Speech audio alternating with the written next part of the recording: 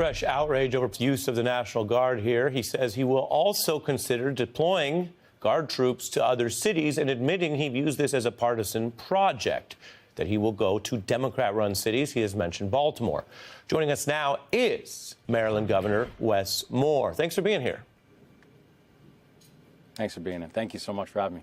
Great to have you. Let's start with what's happening here. Washington, obviously very close to where you govern, and the idea that, as the president says, he would do this on a partisan basis. What's your response?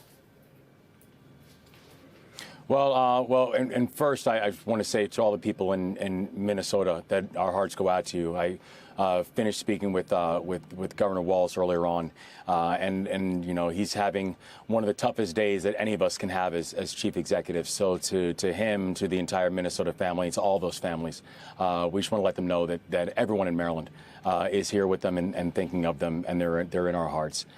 You know, and I think it actually, you know, when I think about the president's comments that he literally made from the Oval Office yesterday, where he was talking about how this is a good political issue for them to use and utilize when it comes to the midterm elections. You know, one thing that is, and again, as we hear it, for all of us who had to live and exist in these communities that have been chronically neglected, who have had to live and exist and grow up in communities where we knew that our safety was not a concern, for people in very high perches and people who were in power, for people who knew they spoke about us and never having conversations with us, that unfortunately the comments of the President of the United States just validates what so many of us felt as we were coming up inside of those communities, that there actually is not a concern about our safety, that this is just a game.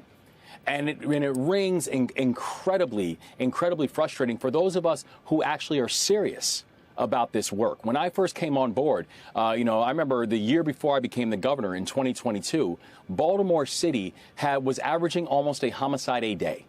That for the 8 years under my predecessor, we saw the homicide rate nearly double, the non-fatal shooting rate did double, and we came in with a completely new philosophy about the way we're going to address violence and public safety in our community, that we're going to work with local elected officials like the mayor and the state's attorney. And we made historic investments in local law enforcement, historic investments in technology, historic investments in the community. And it has produced not just encouraging results, but historic drops in violent crime in Baltimore City. It's because we actually take the work seriously, and we're not seeing that from the White House right now. Understood that, and that goes to how you're approaching it locally within your authorities. When you look at what the president is suggesting, we have the list of many of the cities. It's hard not to notice how many are led by Black American leaders. Do you view this, and do you think there's enough evidence to suggest that this is part of the targeting and sort of a race-baiting fight that he wants? Well, I think we are watching consistent trends that we have seen, so it kind of tracks with the President of the United States, and it's the reason why I actually invited him. And I said, come to Baltimore. Because, you know, especially when ignorant comments are made, the only way to address ignorance is education. So come and learn.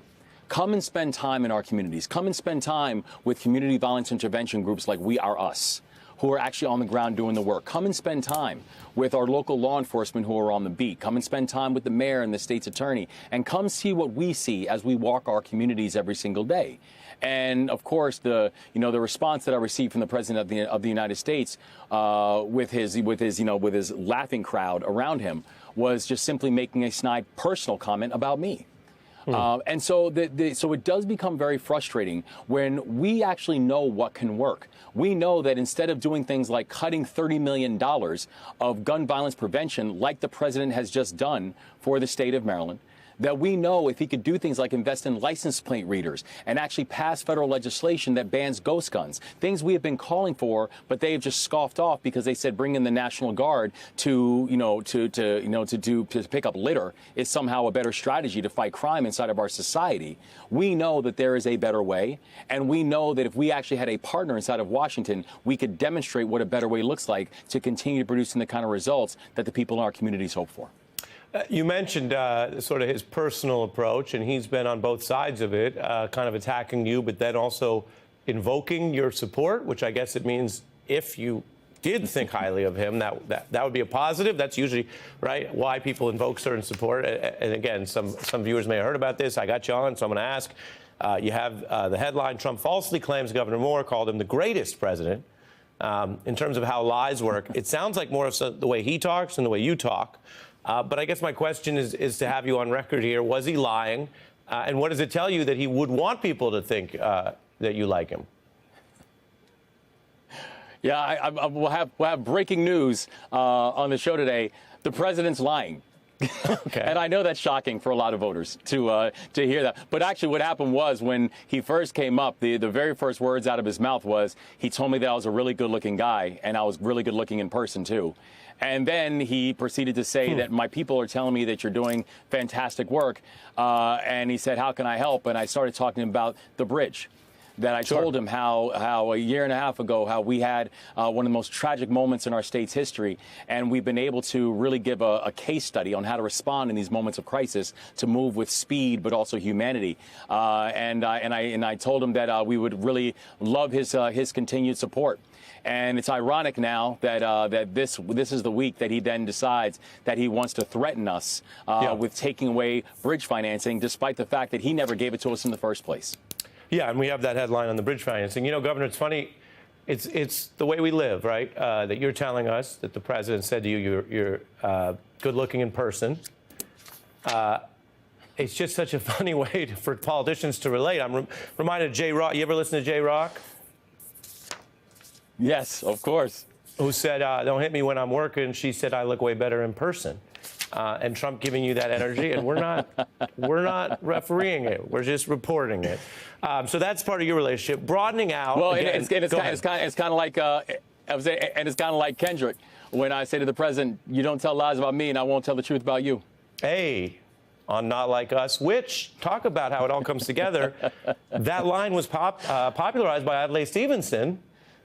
An old school Democrat. So it's all full circle today. You know, I mentioned earlier in the program, I know you're not going to make any other news about politics, but it's no secret that Democrats are looking around. There's a view that maybe they want a strong governor figure who is standing up to this administration.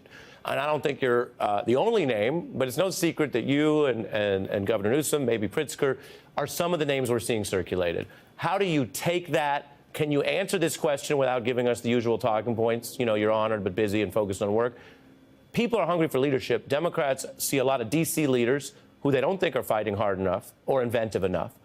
So walk us through how you see all that, knowing all the caveats that, of course, you're busy with your day job. Well, no, what I say is, I mean, the people of my state, they need me now. And I'm locked in because these are not glancing blows that are coming to the state of Maryland. These are direct shots. When the President of the United States has now fired over 12,000 Marylanders who are federal workers, people who are doing things like making sure that our food is safe and making sure that our critical infrastructure is protected. When the President of the United States looks at historic floods taking place in Western Maryland, and when we put in for federal disaster relief support, which we qualified for, and we simply get a response from the White House saying support from Maryland is not warranted. When we get an FBI building that we worked for 10 years and across all quantitative levels to say should be going to the state of Maryland, and the President of the United States says the FBI building is not going to Maryland because it is a liberal state. Like the president, like we are being attacked by the federal government right now. And my people need to understand, and they know that, listen, I don't come from the world of politics. I'm a soldier, and I'm standing my guard. And we are locked in to make sure that our people will continue to grow and thrive and succeed in this moment, despite the fact that we're watching a federal government who seems to make my communities and our neighborhoods some kind of punchline, instead of understanding that when you're talking about the people of Baltimore, what you are forgetting is they're also Americans, too. And they hear you loud and clear.